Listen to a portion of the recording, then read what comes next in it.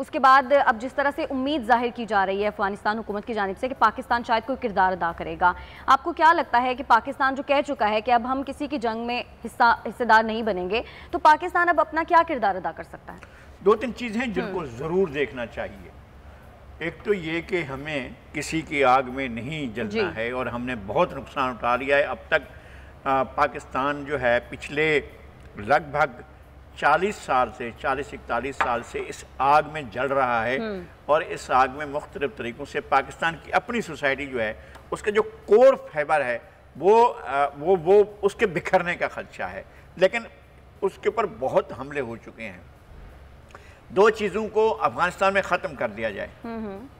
تو یہ ممکن ہے کہ امن ہو۔ ایک تو فریقین بیٹھیں، یہ پہلی بات نہیں ہے، یہ اس کا پریمبل ہے کہ فریقین بیٹھیں اور بات کریں، اور بات چیت کے بغیر کوئی مسئلہ حل نہیں ہوتا ہے۔ دوسری بات یہ کہ پاکستان کو بھی، ساری دنیا کو بھی مل کر کوشش کرنی چاہیے کہ افغانستان سے دہشت گردی کو اور ملیٹنسی کو ایلیمنیٹ کر دینا چاہیے، ختم کر دینا چاہیے، نیست و نابود کر دینا چاہیے، یعنی اس کے ساتھ کسی قسم کا کمپرومائز نہیں کرنا چاہیے جو بندوق ہاتھ میں لے کر مسئلے کا حل نکالتا ہو۔ صحیح۔ اچھا، یہ چونکہ فریقین ہیں تو ایک دوسرے کے خلاف لڑ بھی رہے ہیں،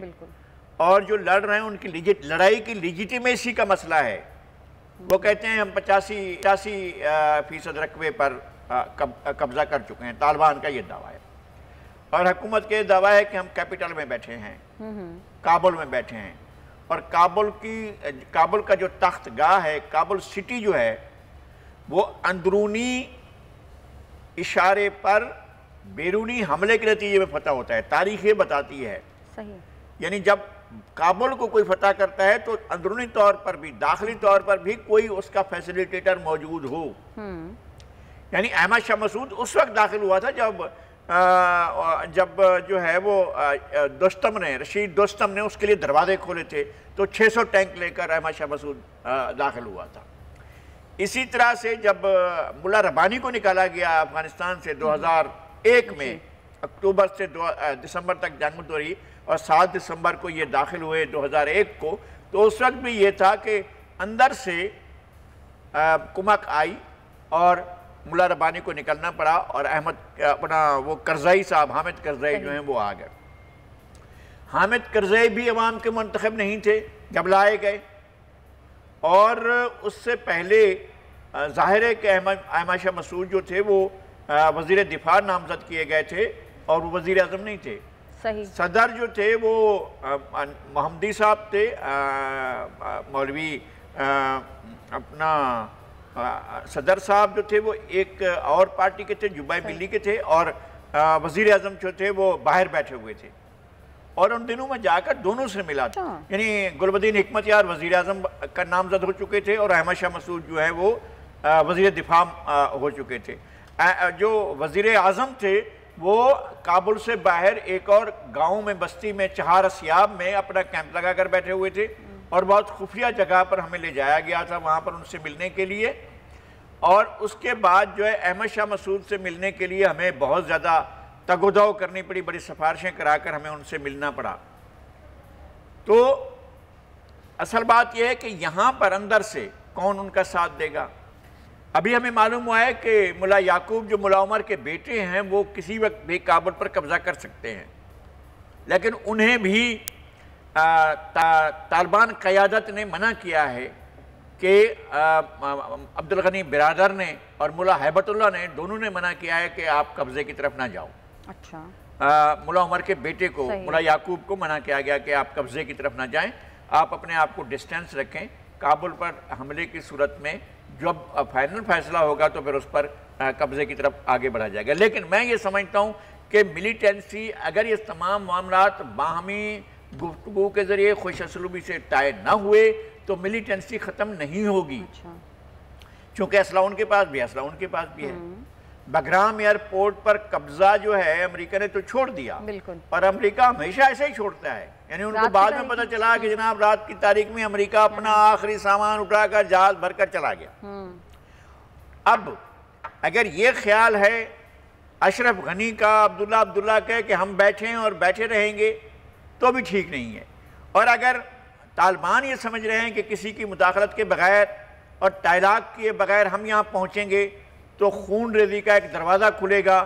افغانستان پھر جلنے لگے گا، اس لیے کہ انہیں بھی مہارت ہے، انہیں بھی مہارت ہے۔ اب یہ بھی معلوم نہیں ہے کہ گل بدین حکمت یار اپنی کیا پوزیشن لیتے ہیں اور کس طرح سے۔ باقی لوگ سال خوردہ ہو چکے ہیں، بڑی عمر کے ہو چکے ہیں، کچھ دنیا سے چلے گئے ہیں، کچھ باقی بچے ہیں، لیکن گل بدین کا بھی ایک کردار ہے، تو وہ کیا کردار ادا کرتے ہیں ابھی بہت کچھ لیکن دیکھنا ہے۔ الجزیرہ کی جو رپورٹ ہے اس کے مطابق تو جو طالبان ہیں انہوں نے افغانستان کے 85% حصے پر کنٹرول حاصل کرنے کا دعویٰ کر لیا ہے، تو لغاری صاحب اس سے پاکستان کو کیا کوئی خطرہ ہے؟ پاکستان کا خطرہ یہ ہے کہ پاکستان پر انفلیشن آئے گا، قبضہ کسی کا بھی ہوتا ہے۔ اگر ملیٹنسی جاری رہتی ہے اور اس طرح کے قبضہ ہوتا ہے تو پھر کیا ہوگا؟ وہ آبادی اپنی جان بچانے کے لیے بھاگے گی کس طرف کو دو راستے ہیں، یا ایران جائے گی یا پاکستان آئے، تو پاکستان کو اپنے دروازے سیل کرنے چاہیے۔ ہم نے بہت اٹھا لیا بھائی، آپ نے اپنے مسلمان بھائیوں کے ہونے کے زوم میں یا ان کے غم میں شریک ہونے کے چکر میں اور ان کے معاملات کے اندر جانے کے چکر میں اور دیگر طریقے سے آپ نے افغانوں کو یہاں پناہ دی، لیکن وہ پناہ انف از انف، اس کے لیے کہ جو کچھ آپ لائے تھے وہ ہماری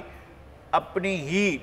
حصہ بن چکے ہیں سوسائٹی کا، اور ابھی تک بھی ان کا جانے کا کوئی ارادہ نہیں ہے۔ یہاں ان کی ملکیتیں ہیں، یہاں پر ان کی پراپرٹیز ہیں، یہاں کئی نسلیں وہاں جوان ہو چکی ہیں۔ 40 سال کے دوران جو جوان تھے وہ بوڑھے ہو گئے ہیں، جو بوڑھے تھے وہ دنیا سے گزر چکے ہیں، جو پیدا نہیں ہوئے تھے وہ یہاں پیدا ہوئے ہیں، تو وہ یہاں پیدا ہونے کی رعایت پر آپ سے کیسے کہیں گے کہ جناب ہم پاکستانی نہیں، ہم تو پاکستانی نہیں، ہمیں تو مانو ہم پاکستانی ہیں۔ تو ایک بڑے مسئلے کو آپ اور جنم دے رہے ہیں جب وہاں سے آبادی کا ایک بہت بڑا ریلا جو ہے آپ کے اندر داخل ہوگا۔ پاکستان نے فینسنگ کی ہے، پاکستان نے روکنے کی کوشش کی ہے، اور پاکستان کی طرف سے یہ کہا جا رہا ہے کہ جناب ہم اتنے افورڈ کر سکتے ہیں اور اتنے افورڈ نہیں کر سکتے ہیں، ہم ایک بھی افورڈ نہیں کر سکتے ہیں۔ آپ کو یہ کہنا ہوگا جب 85% پر علاقے پر قبضہ کر لیا ہے تو پھر اس بات کا بھی اہتمام کریں نا کہ ان کی آبادی نقل مکانی نہ کرے، ان کو تو آمن دے نا جن کو آپ نے اپنے قبضے میں لے رکھا ہے۔ سبسکرائب کریں اور بیل دبائیں تاکہ کوئی خبر رہ نہ جائے۔